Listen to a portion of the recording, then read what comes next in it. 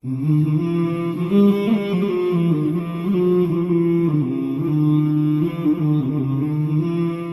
Bismillahir Rahmanir Rahim. Alhamdulillahi Rabbil Alameen.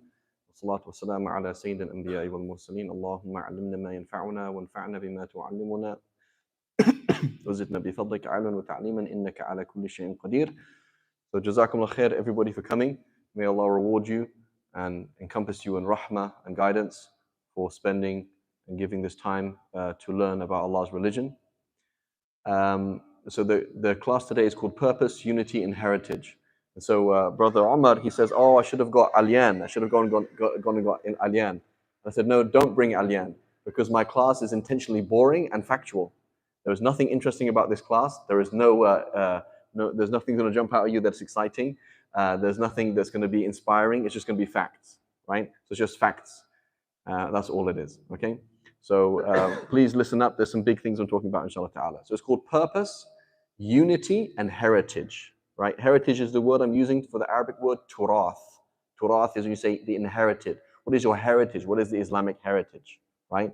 As we know, Islam has not been around for 1 year or 2 years. It's been around for 1,400 years, right? So it says navigating fiqh differences in Ramadan. I will not be talking about fiqh. So please don't ask about fiqh. I'm talking about concepts. And so I will be mentioning some fiqh, but it's just to demonstrate the concepts. So I'm going to be talking about 3 key things and some quite deep and important things. But these are the concepts. And so please don't ask me about fiqh. It's not a fiqh class. Fiqh class is this halal, is this haram? That's another kind of class. Okay, but this class is some big concepts. Okay. If you want to go to slide 2.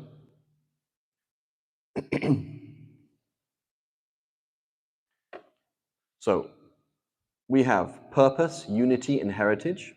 We want to talk about silence during Ramadan, pluralism, and our heritage. Go to slide 3. So purpose, unity, and heritage. Okay, next slide. So in Ramadan, what is Ramadan about? Ramadan is getting down to worship. Okay, it's a time when we are slightly extreme. The normal balance in life, it tips a little bit, particularly in the last 10 days. And we are here to do 2 things. We're here to do ibadah, and we're here to do worship. Okay? It is not a time for debate. Many of the ulama, they would stop teaching during Ramadan. They say, I'm not even going to teach any fiqh, I'm not going to teach anything. Because it's not a time to talk, it's a time just for worship. There's time for discussion, there's time for this, time for that. It's not a time for debate. So during Ramadan, we should not be having a fiqh discussion in Taraweeh or after Taraweeh or any of these things. Just get on with work and do what you're doing. The next slide, please. Light slicks. And so Allah subhanahu wa ta'ala says, the unchanging truth, al-haq, is from your Lord. So don't dare be among those who argue. Right? You see many of the Salaf talking about how we should not argue. Okay? And Allah subhanahu wa ta'ala says, every single person has his own directions he is heading in. So race ahead to do good deeds. This is Ramadan. You have very short time, get in there and do as many good deeds as you can. Slide 7. And Imam al-Awza'i, one of the great mujtahid imams, he says, it has reached me, i.e. I've heard from the Salaf or perhaps from the Prophet ﷺ, that when Allah subhanahu wa ta'ala, Allah Mighty Majestic, intends ill for a people, He makes them engage in debate and stops them from doing good deeds. So you see the whole time is just slamming each other, right? I don't go to that masjid because they do this. I don't go to that masjid because they do that. They do this, they do that. Is that even useful? Right? This happened last year in the school, for example. We were going to go to a Shi'i masjid in the morning to distribute food. And then parents complained, why are you taking my kids to a Shi'i masjid? But what am I going to do in a Shi'i masjid? I'm going to distribute food. What's wrong with that? So what happened? We cancelled it. Subhanallah. So this is what happened. People talk, and do nothing. Right? That's what people do. Okay, so the first topic then is silence. Okay? And so the Prophet ﷺ said, in the Quran says, but if you see any of the people, quoting to Sayyidat Maryam, say, I have vowed silence. Inni nadartu lirrahmani sawman. I have vowed a silence. فَلَنْ أُكَلِّمَ الْيَوْمَ إِنْسِيًّا. I have made a vow to Allah subhanahu wa ta'ala to do a sawm, to not speak. So today I'm not going to speak to a single human being. And so one of the key concepts of fasting is not engaging with people. You have to do work, you got to do that, you got to do your job. You can't be like, I'm fasting, not in a meeting. But you're trying to focus. So a lot of chit chat is not part of Ramadan. That's not Ramadan. Being quiet is part of Ramadan. And Imam Bukhari, he said, notes that the Prophet ﷺ said, whoever doesn't leave off lying words and lying deeds, Aman, you're following, right? Allah doesn't need him to leave his food and drink. I.e., if you can't be bothered to stop doing haram things and saying haram things, then what's the point in fasting? You're not really fasting. You should still fast, of course, but it's not a real fast. It's like being in ruku' while watching the game, right? Right? That's not real prayer. What's the point, right? Assalamu A'laykum, and when you turn to your friend, you're like, I hate him. What was the point of saying Assalamu A'laykum then? That doesn't mean anything, right? So it's a meaningless fast. And in the Prophet ﷺ said in his Sahih ibn Khuzaymah, fasting isn't avoiding food and drink. That's not what it is. Fasting is avoided stupid and foul speech. Don't say things you shouldn't say. Zip your lip. That's fasting. And Jarir ibn Abdullah al-Ansari, he said, when you fast, let your ears fast, your eyes fast, and your tongue fast from lying and the illicit and the haram. Leave off harming your neighbor and adopt dignity and tranquility while you are fasting. And don't let it be the same as if you were not fasting. This is fasting. You're in a zone. Okay? And the Prophet ﷺ said, how many a fasting person gets nothing from his fast save hunger and thirst? What did you gain from Ramadan? Well, I was hungry and I was thirsty. And how many a praying person gets nothing from his standing in prayer but lack of sleep? I.e., because he's saying things he shouldn't say. He's saying things he shouldn't say. Okay? And so this is relevant, this is obviously in general, cuss words, getting angry, insulting somebody. But when it comes to Ramadan and fiqh discussions, don't talk. Don't have an opinion. Be the biggest fool ever. Right? If you see how many, you could write a whole book on the Sahaba not talking. Right? They would seem like they don't know anything. But in fact, they know tons. Sahaba that would never quote a single hadith for fear of making a single mistake. They would never quote a single hadith ever. Right? So Ayyub as-Sakhtiyani, one of the Tabi'een, he said, the boldest to answer fiqh questions are those who have the least understanding of differences between the scholars. Those who answer the least questions are those who understand the differences between the scholars the best. Right? So the default is you do not talk. You do not say, this is sunnah, brother, why are you doing that? You say, this is haram, that's going to break your fast. This is not sunnah, just don't say anything. Be the fool that knows nothing. Right? Be the fly on the wall. Right? Don't be anybody. And Abdurrahman ibn Abi Layla, he said, I swear that I have met in this very masjid in Kufa 120 of the Ansar. I met 120 of the Ansar, Medinan helpers. And not a single one of them would ever narrate a hadith, save that he would rather his companion narrate it instead. I don't want to be the one talking. I just have to say this because nobody else is saying this.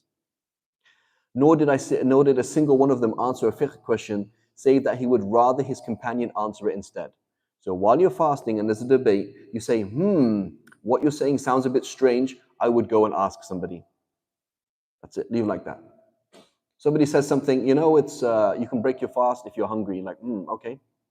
You go and ask so-and-so, ask so-and-so. If somebody exists online or in person, don't answer the question. Don't say anything, even if you know the answer. Don't say anything. Because, by the way, most people think they know, but they don't. Most people think they know the answer, but they don't actually know the answer. They have good intention, but they don't know what they're talking about. Just don't do it. Any doctor who is working outside of a specialist to be like, yeah, I can't answer this. He does actually know the answer. The doctor does know what to do, but he's like, oh, this is not my specialty. I could get sued. Right? Same thing, it's not my specialty. Ask somebody else. I would do this all the time in Jordan. Someone coming up, ask me a question, I say, okay, see the sheikh over there? Go and ask him. I know the answer. Go and ask him. Right? So unless you are forced, don't say anything. Just zip your lip. Don't say this is sunnah, that's not sunnah. Don't say that breaks your fast. Just don't say anything at all. Okay? Because if there's somebody else who can answer it for you. So don't speak about halal, haram, or even sunnah unless it is obligatory for you. Unless you feel that it will be haram for me not to say something, and there's no other way to avoid the haram, don't say anything at all. Don't advise. Don't say, bro, I'm just sharing the khair. Don't share khair. Don't do it. Just don't say anything. Total silence.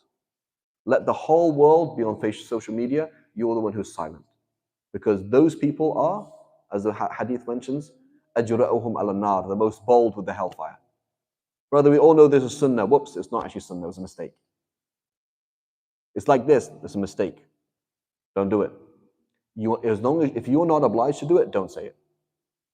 You could say, I'm not sure about that, go and ask someone else. That's all. Someone says, no, in this case, I can make ghibah of him. Instead of explaining to him, say, I would ask Sheikh so-and-so. I would ask, go and ask somebody else. Right? And so many of the Sahaba were like this. They would refer to somebody else until it would go around in circles. They just simply would not answer the question. Okay? So number one, in Ramadan, do not talk. The masjid should. One of the signs of the end of time is that voices are raised in the masajid. Arguments in the mosques. That's not part of how it is. You do your thing. If you have a problem with somebody else, say, brother, I think you should ask somebody about that. He's like, what are you talking about? It's like, oh, I might be wrong, but I would ask somebody about what you just said. That's all. If he doesn't want to ask somebody, it's his fault. Right? You can eat pork in America because it's the most common and cheapest meat. Okay. Yeah, brother, I would ask somebody about that. That's all. Leave it like that. Don't go around shooting from the hip. Right? Don't go around shooting from the hip. One of my teachers, he's somebody who's worked in fiqh for like 20, 30 years, right? I've seen him make mistakes in front of me, and I've corrected him. And I asked one of his teachers, said, they're asking me to go on TV, to give fatwa on TV. He said, don't do it, because you're going to be live and you're going to make a mistake. Don't do it. Simple as that. You're all familiar with the story of Imam Malik, that somebody traveled from Spain, right? They traveled from Spain across the Mediterranean Sea, down into Medina, all the way from Spain, Muslim Spain, all the way to Medina in Saudi Arabia to ask him 40 questions. He answered one. They're like, Sheikh, I came from Spain, for crying out loud. Like, you can't not answer my questions. He says, I don't know. Well, he answered 10 of them. I can't remember, was it 1 or 10 of them? But the point is, he didn't answer. He says, I don't know. Well, how can you not know? You're Imam Malik. I don't know. Rather than shooting from the hip, right? So don't talk, because it's going to break your fast. It's going to break the water of your fast. Don't say, brother, this is sunnah. This is not sunnah. Don't say anything. Just say, I would check up on that. Or let's take a class. Or let's refer to someone. Let somebody else take the sin. Let somebody else do that. Okay? So just be quiet. Number 2 is pluralism. What is pluralism? I.e., there's more than one correct answer, brother. There's more than one correct answer. And so Abu Darda, he said, and this is, again, this is coming from Spain. We have to understand anybody here with Hispanic roots? Right? Nobody else? Right? Hispanic roots? So you have to understand, Spain is a Muslim country for how many years? 800 years, right? So this is coming from Cordoba in Spain. This book is written in Spain, okay? And he says, quoting Abu Darda, and he's saying, you will not really understand fiqh until you can see multiple ways the Quran can be understood. Now, the Quran says it, yeah, but that's how you understood the Quran. There's actually more than one way the Quran can be understood. That hadith can be understood in about 4 different ways. You've understood it in 1. And so it is a sign of pride that you can't understand other people. Obviously, the best option is this. Obviously, this is the only way it can make sense. Maybe there are other ways of interpreting that verse, brother. Right? Do we have any Arabs here? No Arabs? Right, so if you're asking Arab, what does it mean? وَثِيَابَكَ فَطَهِّرْ. Very simple Arabic. وَثِيَابَكَ فَطَهِّرْ. And your clothes purify. Simple Arabic. How many explanations of it? 10 among the Sahaba. وَقَلْبَكَ فَطَهِّرْ. Purify your heart. وَنِيَّتَكَ فَطَهِّرْ. Purify your intention. So many different things. So many different interpretations from the Sahaba. So the Sahaba understood the Quran in different ways. That's very normal, and the Quran is intentionally like that. And Umar ibn Abdul Aziz, he said, I do not wish that the Sahabas never disagreed. So again, when we come to Ramadan, they're like, madhab this, madhab that. Oh my God, brother, why don't we do one thing? Right? Why don't we do one thing, right? You're new Muslim, right? So it's like, oh my God, I left Christianity because they had different groups. And now I come to Islam and you're different groups too. Man, I hate you guys too, right? That's part of the message. Pluralism is part of the message. The Sahaba, the students of the Prophet ﷺ, understand the Quran and Sunnah in different ways. Everybody understands words in different ways. 99.9% of the proofs of the Quran and Sunnah are dhanniya, are probabilistic. You could understand it this way, understand it that way, you could ignore it, could be this, could be that. People say, no, the hadith. Yeah, there's a lot of hadiths, brother. There's a lot of hadiths. There's lots of different ways. So he said, people are like, oh, I wish there was one madhab, I wish there was one way. That's not. This is Umar ibn Abdulaziz speaking. He says, I do not wish that the companions of the Sahaba of the Prophet ﷺ never disagreed. Because if there were just one opinion, people would be in a difficult situation. There's one answer. Everybody has to do this. Rather, they are all scholars whom we may follow. So whoever follows any of them is still fi sa'a. Is still doing. Is it still in his? It's still within his comfort zone. There's two opinions on this. Alhamdulillah. Right? Not a problem. And here, Ibn Wahab, this is one of the students of Imam Malik, he narrates with this chain of transmission, he said, I asked Qasim ibn Muhammad. Who is Qasim ibn Muhammad? This is the grandson of Sayyidina Abu Bakr. Okay, so he was brought up in the house of Aisha radiallahu anha. Okay? And he was asked this question. Someone who's brought up in the house of Aisha, she must know about halal and haram. He's one of the great fuqaha, one of the fuqaha sab'a, the 7 fuqaha of Medina. He said, I asked Qasim Muhammad about reciting behind the Imam. Should I recite the Quran if the Imam is reciting the Quran? Do I have to do the Fatiha or do I not have to do the Fatiha? How does that work?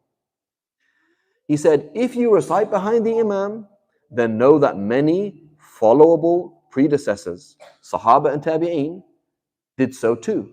And you are following the Sunnah. You're doing what is right. And if you do not recite behind the Imam, then know that many followable predecessors did not do so either. They didn't recite behind the Imam. And you'll be following the Sunnah. Notice? So which is the Sunnah then? Which is right? You spend your whole night saying, they're both right. This is one interpretation, that's another interpretation. There's evidence for this, there's evidence for that. Period. That said, Ibn Umar didn't used to recite behind the Imam. So notice, in his opinion, he likes one opinion better than the other. Right? He likes one opinion more than the other. And every scholar is like that. They respect, I say, yeah, you might be right, but I think this is better. That's normal. So he has something that is rajih, that is stronger in his position. But I'm not saying I'm right and you're wrong. He's saying, I think I'm right and I think you're wrong, and I think my opinion is better than your opinion, but we're both valid opinions. It's both meaningful. Notice he calls both of them the Sunnah. So pluralism, what does it mean? There's more than one valid answer. Brother, does this break your fast or not? Well, there's more than one valid answer. Okay, but does it break your fast or not? Brother, there's more than one valid answer. Okay, but is it halal or haram? There is more than one valid answer. Yeah, but what's the right answer? There is no right answer. There is a more than one valid answer. Oh, I don't get it. Yeah, but what's the real position? That doesn't exist. There's no such thing as the real thing. There's evidence for this and there's evidence that's period. That's all it is. Right? And so Allah subhanahu wa ta'ala says in the Quran, وَاعْتَسِمُوا بِحَبْلِ اللَّهِ جَمِيعًا وَلَا تَفَرَّقُوا. Allah subhanahu wa ta'ala says, and hold tight to the rope of Allah. Shouldn't we all be one? Shouldn't we all be one? Doesn't it say that in the Quran, all be one? Yeah, that's true. Okay? But what do we say? We said the Salaf are talking about difference of agreement of the Imams. The Salaf understood that Sahaba like this, some Sahaba like that. Some of the Salaf were on the madhab of Ibn Abbas, some on the madhab of Ibn Umar, some on the madhab of Abdullah Mas'ud. Right? That's just how they were. Okay? So pluralism, what is sectarianism? What is tafarruq then? Is sectarianism, we're right and they're wrong. So for example, you can ask about Sunni Muslims, what do you think about Shi'i Muslims? We say they're Muslims, but they're wrong. Well, definitely, yes, they are wrong. That's called sectarianism. Sunni, Shi'i, that's sectarian. As opposed to schools of thought. In every single human science, there's a school of thought in education. Right? So Montessori people do not say that Steiner people are wrong. Montessori doesn't say that somebody else is wrong. That's just a school of thought of education. In engineering, in medicine, in every single thing, there's a school of thought. And so in fiqh, there are schools of thought. But what's the difference between a firqa, a sect, and a school of thought? Is that, for example, this group accepts that we might be right, but we also might be wrong. And you might be wrong, but you also might be right. So they don't label each other as wrong. They respect each other. Okay? So that's called pluralism, respecting differences. Right? And so then what this term madhab, I'm not going to talk about it in depth, but what is a madhab? You say this is halal and this madhab, that madhab. It means a multi-generational research, meaning 14,000 years of people researching, looking at the Quran and Sunnah with a clear methodology. That's what we call a madhab. When you say the Hanafi madhab allows this, is not an individual. The Hanafi madhab is not Imam Abu Hanifa, but rather it is 10,000 plus scholars researching particular issues within a particular methodology. Okay, that's what you say a madhab, right? And so if you have the fatwa of an individual, so there's the Hanafi madhab versus Farid Dingle, for example, there is the research into the Quran and Sunnah. I read the Quran and Sunnah, and it's not multi-generational because there's only one person working on it, and there's no clear methodology. You realize that my methodology doesn't make sense, right? And so for those who like to research this more, there's a very important book in Arabic called Manhaj al-Bahth wal-Fatwa, printed by Dar al-Fath. And so this scholar talks about this, what is a methodology, and points out two modern scholars that have their own fatwa that don't fit a methodology, right? They don't fit a methodology, so it's like all over the place, right? And so that's the thing, is you don't have a clear methodology, and it's not cross-generational. So you're only the work of one person. Even if you live for 200 years, you're not going to be as amazing as a madhab. You can't do that, right? Just like you can't beat, nature, for example. So, for example, just going to give an example, day of doubt, right? According to some scholars in the Bay Area, tomorrow is the day of doubt, meaning is either the 30th of Sha'ban or the 1st of Ramadan, possibly tomorrow. So some scholars will say you should fast tomorrow, and you have to fast tomorrow. Some scholars say it's actually haram to fast tomorrow. Which one is right then? There's different opinions. But isn't there a hadith? Right? There's a hadith here. Page 28, look, it says, whoever fasts on the day of doubt, sister, brother, you're about to fast tomorrow, don't do it. The hadith says, has disobeyed Abu Qasim. This hadith is narrated by Nasa'i, Tirmidhi, Abu Dawood, Ibn Majah. So end of story, right? Prophet said it. So end of story, right? If you disagree with the Prophet, you're a kafir. Simple. No, I'm not disagreeing with the Prophet. I'm disagreeing with A, did he say it? B, did he mean that? Simple. He didn't say these words. It is narrated that he said these words. And he didn't necessarily mean what you meant. So is this hadith qualified? Is this hadith abrogated? Is this hadith actually weak? Okay? And so you come along and you think, no, it's over, discussion over. And that's because you're a simpleton, with all due respect. Right? Anybody who knows anything, be like, oh yeah, it's quite complex actually. This is a step, 15,000 steps that we're going to take to find out what the actual conclusion is. And that's why it takes generations to work these things out. Okay? So you come along and say, I don't respect those who are going to fast tomorrow. You have a problem because it is not categorical. You're treating something categorical. It's not categorical. Right? Mustafa will tell you, or Mukhtar, or even Ahmed, this isn't an I think or an I doubt hadith. So therefore, it's not necessarily true. There could be other evidence. So you're tearing your hair out, you're slamming somebody. Number one, what did we say? Don't talk. Why are you even talking? Are you a full-time hadith scholar? No. Are you a full-time mufti? No. Then why are you even talking? Why are you even trying to put yourself, why are you gambling? Don't gamble. There's no need to gamble. Just don't talk. Say, I don't think you should fast tomorrow. I would ask scholar so-and-so about that. That's it. That's all you need to say. If you need to say anything at all. If you need to say anything to say, brother, sounds a bit strange because I think I've heard a hadith that goes against that. So maybe you should ask somebody. Unless it is wajib for you to speak, don't speak. Don't talk about halal and haram unless it's wajib. Unless you say, if I didn't, it would be sinful. Right? You're seeing somebody murder somebody else, say, brother, I would check that with the mufti first. Right? Is that right or wrong? That's wrong. You have to stop somebody murdering somebody else. That's obvious. Right? But somebody's breaking their fast because of a headache, and you're like, that doesn't really seem like a real headache. He says, yeah, it's a migraine. Really? A headache? Or is it like, so you don't know. You say, yeah, brother, I would check with a scholar. Don't say anything. Don't say anything else. You don't say anything else. I say, well, I don't have any scholars. So that happened to me. When I first came to America, one of the local scholars is like, Farid, I need to ask you a question about divorce. He says, yeah, I don't answer questions on divorce. He's like, well, what are we going to do then? So my teacher, who is now the Grand Mufti of Jordan, I asked him a divorce question. He says, I don't answer questions of divorce on the phone. So now it's Farid Dingle, who is not a Grand Mufti or anything. I'm nobody. I'm in the Bay Area, and the Sheikh calls me up and says, this is a situation they want to know, is it a divorce or not? I said, I don't answer questions like that. And he says, Farid, if you don't answer this question, it's Google. So it's either you or Google, Farid. And I'm like, yeah, but there must be scholars like, who? Who is going to answer this question? So in your situation where there's no other option, okay, fine. But you are playing with fire, and whoever plays with fire gets burnt. Right? If you look at the Sahaba, there's a situation today that's very clear for us, which is, we're going to see it in a second, well, we won't see it, is how the inheritance of the grandfather. When there's a grandfather, when the father dies, and there are brothers and a grandfather, how does that work in inheritance? Who's closer to the person? Is it the brothers, or is it the grandfather? It was a major problem for the Sahaba. They used to say, whoever wants to enter hellfire, answer this question. They were like, I'm not going to answer that question. It is not clear to us. We don't know what to do. They're like, if you go ahead, you knock yourself out. If you want to go to hellfire, go ahead. For us, it's easy. It's now established. The Hanafi madhab has one answer, following Abdullah and Mas'ud. The Malikis, Shafi'is, and Hanbalis, they follow Zayd ibn Thabit, and it was done. But back then, they didn't know. They were said, yeah, go ahead. If you want to play with fire, go and answer this question. Right? So you think it's final when somebody showed you a verse of the Quran based on one translation or based on one interpretation. In reality, you didn't know what was going on. So be pluralistic. Don't speak, accept different opinions. Taraweeh, I'm going to talk about in a second.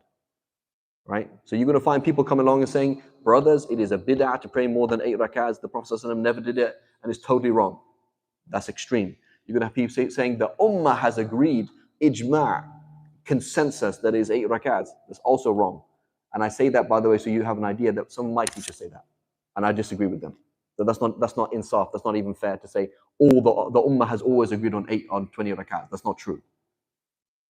So would you come along and say, okay, what hadith do you have? You have the Prophet ﷺ said he did not pray more than 11 rak'ahs in Ramadan, any other madhab. That's all we have. That's all we have. So you're going to come along and say this is categorical, that it is wrong to pray 20 rak'ahs. That's because you don't understand. And you come along and say it's categorical that you should only pray 8 rak'ahs and 3 rak'ah witr, you also don't understand. It is an issue of debate. You can't come along and say who's right and who's wrong. And if you pray, there's the masjid that pray 8, yeah, they're kuffar. And the masjid that pray 20, yeah, they're Sunnis. You can't do that. That's not sound. That's not a sound analysis. Okay? And so we'll talk about this in more detail in a second. Another issue, what happens if you eat forgetfully? What happens? You're fasting and you forgetfully eat or drink. What happens? Anybody? Fast not broken, right? And it's clear there's a hadith in Bukhari and Muslim, right? Whoever eats or drinks forgetfully while he is fasting, let him complete his fast, for Allah has fed him and given him drink. So Bukhari and Muslim. End of story, right? Bukhari and Muslim, right? Who are the commentators on Sahih Muslim?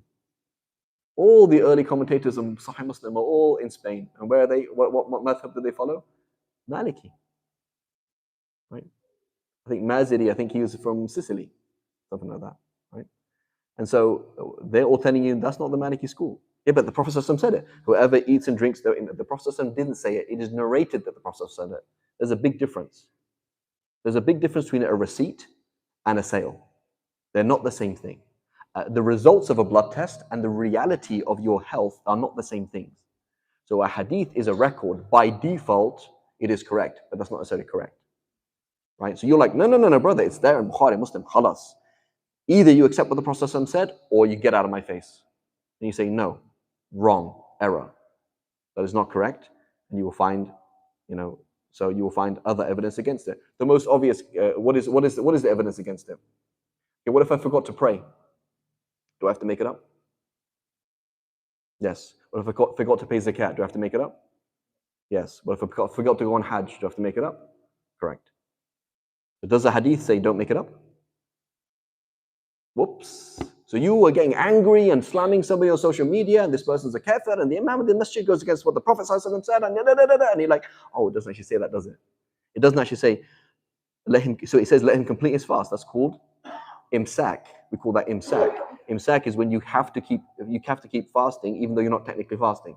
Like imagine if you didn't know it was Ramadan. You came to the masjid and it was dhuhr and you say, oh bro, there are any bottles around? Like, dude, why are you not fasting? Says, is it Ramadan? Say, yeah, I didn't know it was Ramadan. What do you have to do? You have to do imsak.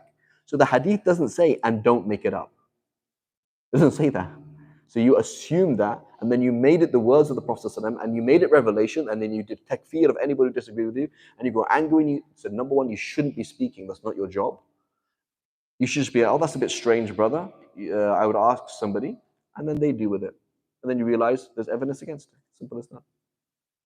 Right?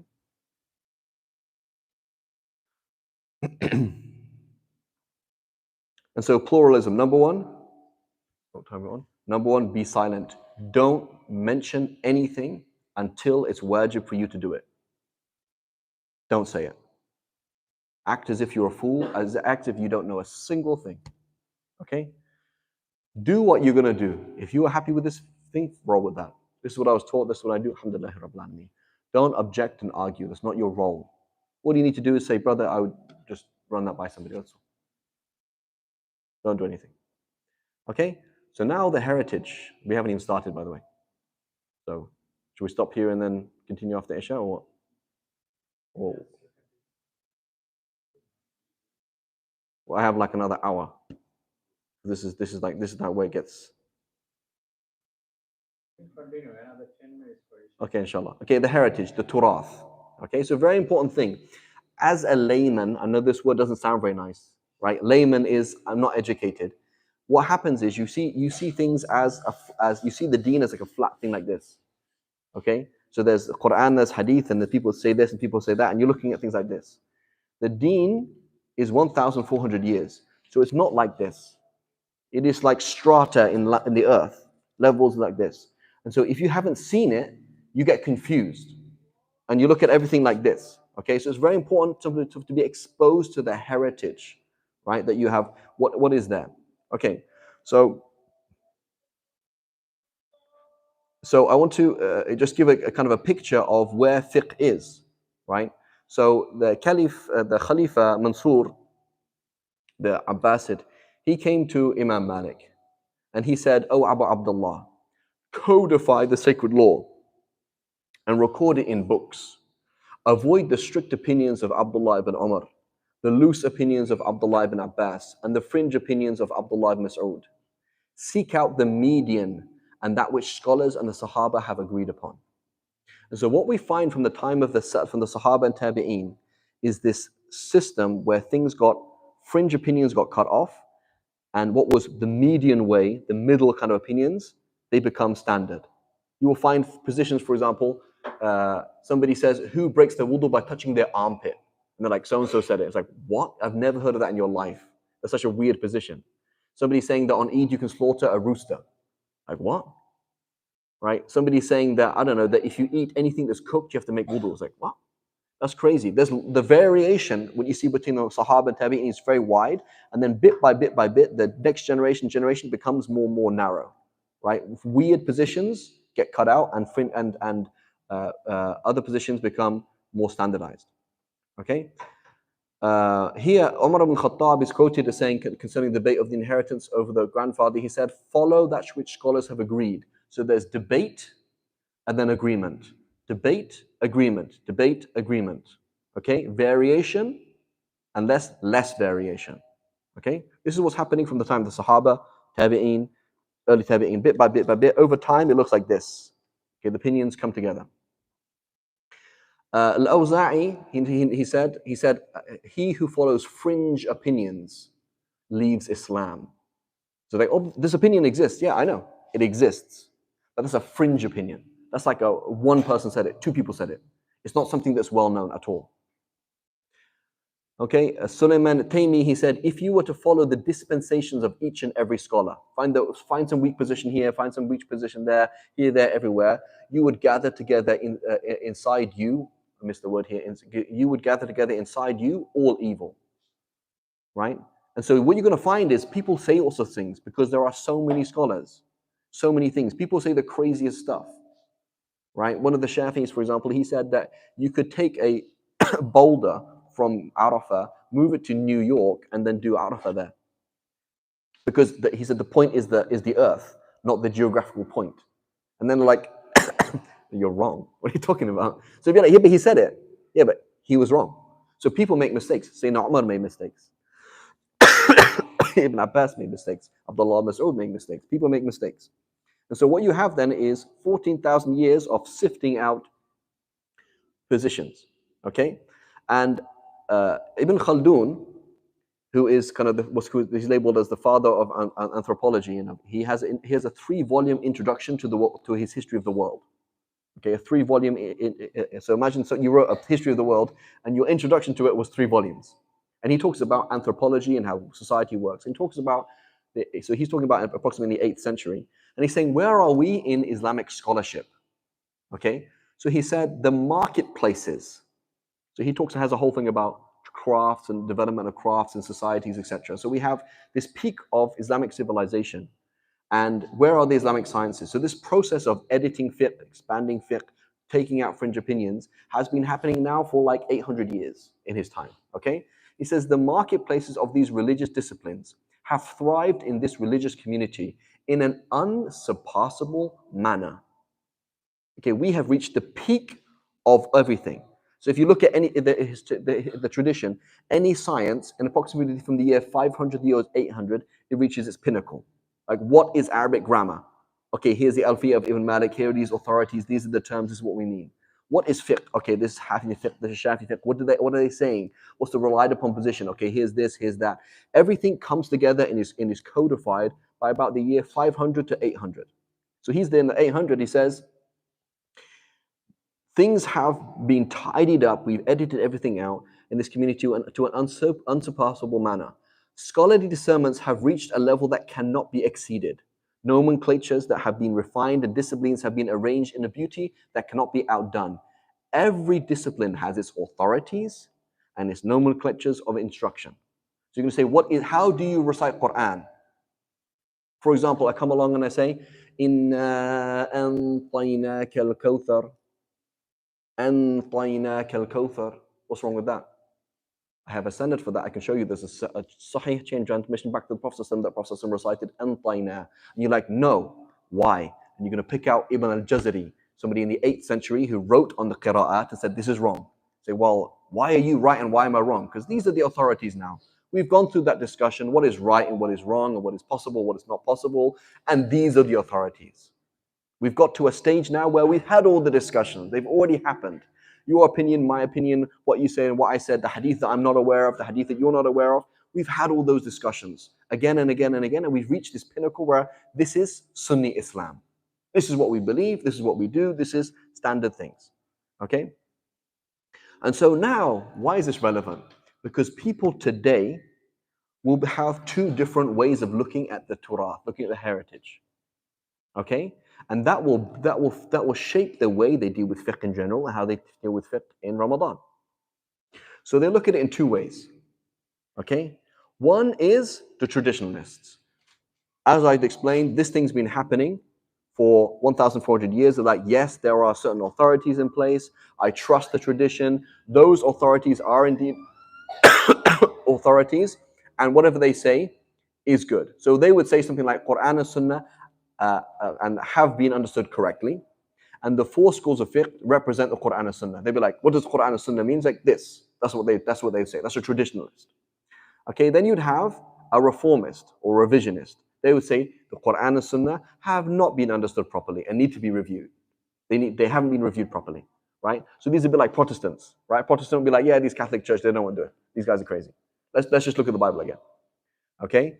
They would say the four schools of fiqh are unfinished works. They'd be like, yeah, good try. The people have good, but they're not finished. Like, we need to review them again, right? And they need to be revised. So based on these two different things, you can have very different ways of looking at things.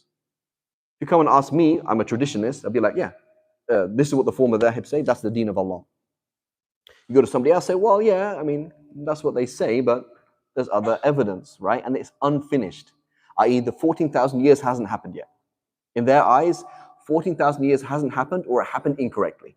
That's how they view it. It happened, but they just kind of blindly followed people even though they were wrong, or they didn't have certain information, right? That's their mentality. So they're revisionists. They think, meaning we need to revise all of this. Okay, so these are these two different approaches. Okay, and so I want to look at these things. Can we go for another 10 minutes? Okay, I want to look at Taraweeh specifically from these two different points of view. Now, what did I say about Taraweeh before? Is it categorically 22 rak'ahs? Is it fair to say that? That's not fair to say that. You cannot come along and say 20 rak'ahs is the only thing, and if you're not, then get out of my masjid. You cannot do that. That's wrong. Similarly, you can't come along and say it's only 8 rak'ahs, because if you say that, you're wrong. But that's not right. It's an issue. We have to be pluralistic, right? It's an issue of debate. However, let's look at some of the numbers, okay?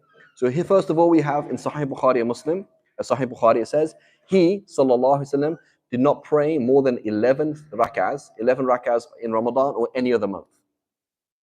So when I read this hadith, it's pretty obvious the Prophet ﷺ did not pray 20 rak'ahs. Looks pretty clear to me. Okay, here Ibrahim al-Nakha'i. Ibrahim al-Nakha'i is one of the most important muftis of the Sahaba, of the Tabi'een. Okay, so he dies before many of the Sahaba. Okay, and he visited many of the Sahaba. He visited Aisha radiallahu anha in Medina, and his family had a good rapport with Aisha radiallahu anha.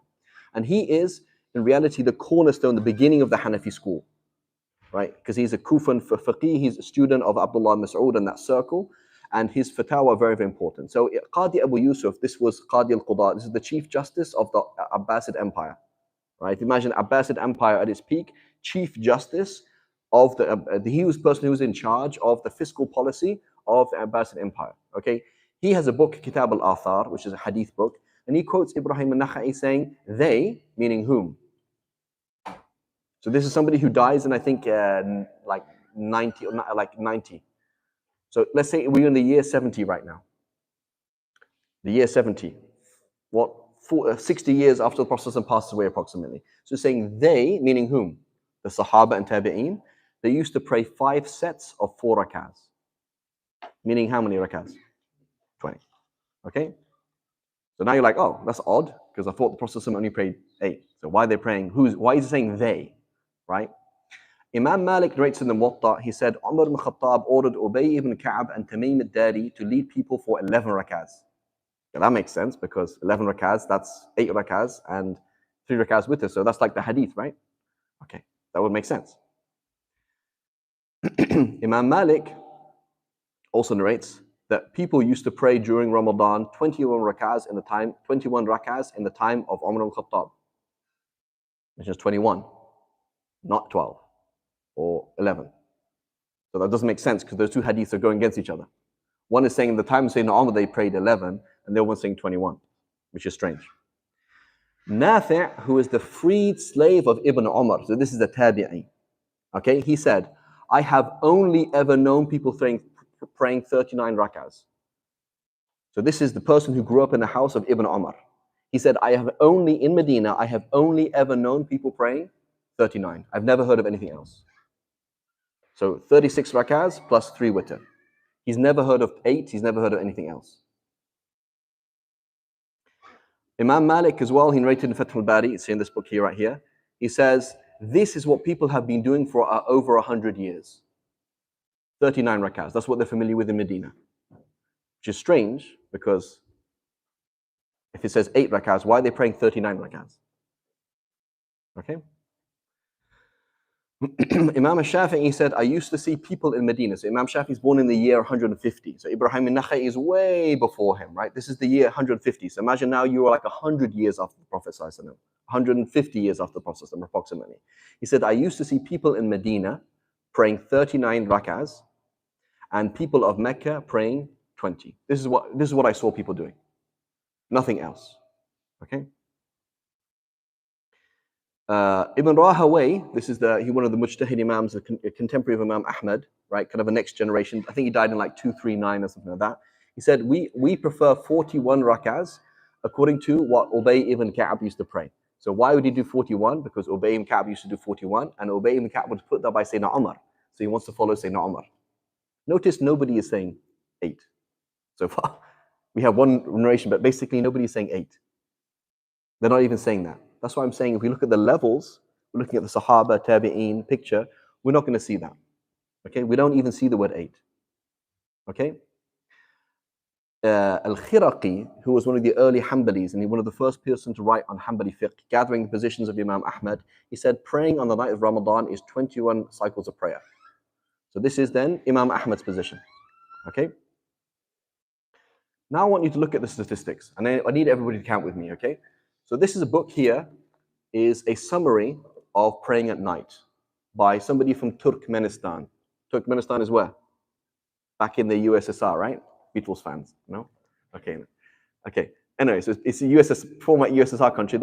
So that in the past, Muhammad ibn Nasr al-Marwazi, he was a Shafi'i, very early Shafi'i. Okay? So guys, I want somebody to count the 8s for me.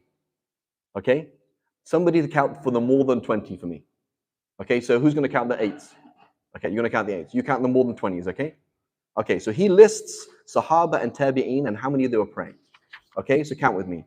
8, 8, 10, 20, 8, 20, 20, 36, 20, 20, 20, 36, 46, 30, 36, 36, between 24 and 28, 24, 20 to 24, 16, 24 to 28, 36, 38, 40, 36, 20, and that's it.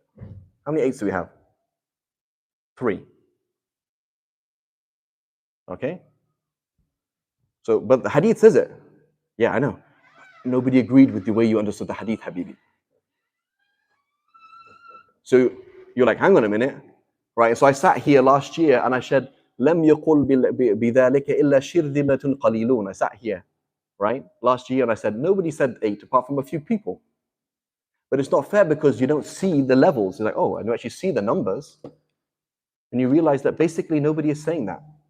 And then you're like, why is it the hadith, the Prophet ﷺ does one thing and the former madhab says something else? It's like, yeah, because the Salaf did something else. The Salaf are praying 20 plus. That's basically what they're doing, right? So if you look at the 4 schools, surprise, surprise, the 4 schools, they're doing the same thing. They're like, yeah, 8, that's on the fringe. It exists, right? But it's a fringe opinion, ignore it. And they're going with 20, okay? So the former madhab, they say 20. Okay, so you do find people who are saying otherwise. Al-Qadi Abu Bakr ibn Arabi from Spain, again, he travels to the east, studies with Imam Ghazali, and he says, no, you're wrong. It is 8 rak'ahs. In his commentary on Tirmidhi, he says there's no number that's specified by the Prophet ﷺ, and the Prophet ﷺ prayed 8, you should pray 8. He says that, right? And he's Maliki.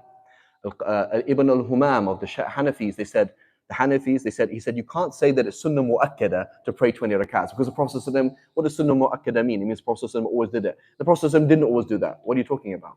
So he said the sunnah mu'akkada is 8 and the nafil is the other 12. Okay, so he objected, right? So now you can add 2 more to your list. Ibn Taymiyyah, he said, look at how people are, right? What's happened now in Medina, in Saudi, now this year they put it up to 10 because they said, look, people can't do 20, it's difficult. So he's not really saying it's wrong to do. Ibn Taymiyyah didn't say it's wrong to do more than 8, right? But he said, just look how people are, judge what they can do, right? So how many you got? You got 6, right? And I've got 40,000. It's a no-brainer, right? Literally 40,000. You come to my house and I can show you how many Shafis there are, how many Hanbalis there are, how many Malikis there are. So it's like 6 versus 40,000. Every single person, independent thinkers. These are independent thinkers, and they all said, yeah, 20, 20, 20, 20, 20. So we've got 6. So then you're like, yeah, but brother, the hadith is, yeah. But I don't think the 6 people got it wrong, Habibi. I think the 40,000 got it right. Yeah, but the hadith. So yeah, but they all read the hadith. Right? Let's add 1,000 to him. Let's add 1,000 top-notch scholars. 40,000 versus 1,006. Let's add another 1,000. Let's just put a whole bunch of books that I haven't read. Here, this book here. This is this teacher of Imam Ahmad. We don't have time to read it. Look at the whole thing. It's Fatawa of Sahaba and Tabi'een. Never mentioned, not a single mention of 8. Only 20 plus. That's it. So the problem is the layman is not shown the facts. He's shown one hadith like I showed you, and you're like, khalas, done. And he gets angry when you have a debate. And for me, my heart's bleeding when I see the masjid leaving at 8 rak'ahs. Like, you and the turath are 2 different things. You and the heritage are 2 different worlds. If you don't want to pray Taraweeh, knock yourself out, go home. Right? GTA is way better, right? Guys, come on. GTA? You don't play GTA? No? Okay. There's a million films, right? There are a million things to watch in Ramadan, right? I'm sure there's new TV programs coming at Ramadan. If you don't want to pray Taraweeh, don't pray Taraweeh. But when you come along and say, oh, it's only this, it's like you and the heritage are 2 different worlds. You and the Salaf are 2 different worlds. Simple as that. You can't come along and say, no, I'm their way. You're not. Period. Look at the numbers, right? Drop the mic, yeah? So are you a traditionalist? Do you believe the heritage has been preserved and represented by the former dhahab? Or you're like, no, no, no, it needs to be revised. That's how it's going to be, right? So conclusion, be silent, accept pluralism. If someone's going to pray 8, for crying out loud, don't say anything to him. You say, brother, I will talk to so-and-so. Brother, there's a link you can watch. That's it. Don't argue. Don't discuss. If you don't want to pray Taraweeh, don't pray it. If you want to pray 41 rak'ahs, I'm doing Ubay ibn Ka'b in my masjid. MashaAllah. We're on the masjid Ubay ibn Ka'b. We pray 41 rak'ahs. Go ahead. Right? Be silent. Don't talk. Number 2, accept different opinions, because you cannot come along and say it's only one thing. That's impossible. He still exists. There's still 6 people who say otherwise. You can't ignore them. You can't say they're wrong. Right? And follow the majority. What's the majority? Right? So I'm not talking about Taraweeh. This talk is not about Taraweeh. This talk is about a methodology. I'm going to give you a fatwa. I say, Habibi, with all due respect, give me 10,000 people who are saying what you've said. Oh, I don't have that. Okay, then I'm not very interested. Right? Because we've been around for a long time. We are not the time of Sayyidina Umar where we don't know what's going on. We're at the time where 1,400 years later, like, yeah, things are already cleared. About 600 to 700 years ago, we knew what the picture was. This is the deen. Okay? And so it's important, inshallah ta'ala. I hope that made sense. And so who can summarize the 3 points for me? Don't talk unless you have to. Accept pluralism, right? We're an inclusive community, right? Right? Wrong. Not to that extent. So why not to that extent? Why don't we accept people, okay, well, maybe the Quran can be understood that you can be homosexual. Why not? So no, you're actually wrong. That's actually wrong. So then you could imagine in the future, somebody who's a group that, oh, we're the Muslims who are pro LGBTQ+, and that's a sect, because they do not accept each other. We're like, you guys are wrong, and we know you're wrong. That's a sect, as opposed to a different approach, right? So don't speak unless you have to. Accept pluralism and follow the majority. Look at the heritage and follow the majority. Do make sure your religion reflects the majority of Islam, the majority of Islamic history. You're not doing something different. Look at Muslim Spain, look at Malaysia, look at India, look at Central Asia, look at Saudi Arabia. So now it's like the first time in the Haram, I don't know since when that they're going to, so the Haram, they always used to pray 20. In Mecca, they always pray 20. Now they're going to start praying 10. Ahlan wa sahlan. Nurahib bikum ya muluk akhir zaman, right? Kings of the end of time, right? This is how it is, right? And so look at your deen. Does your deen reflect it? It's very simple. Get a classical text of Islamic fiqh. Is it the same thing or not? Okay, you don't have to follow this position or that position, but your life does not reflect a single valid position. That means there's something wrong in your life. Make sense, guys? Jazakum khair. But please, no raising the voices, no social media. Act as if you are as intelligent as my rabbit Charlie. Okay, he sits there in a cage and he waits for carrots. That's it. You just there, you are the same person. You're just sitting here in your cage waiting for death, trying to make sure you do as many good deeds you had, put your head down, right? And that's it. May Allah forgive us. Subhanallah wa bihamdik. Ashhadu an la ilaha illa ant. Nastaghfiruka wa natubu ilayk.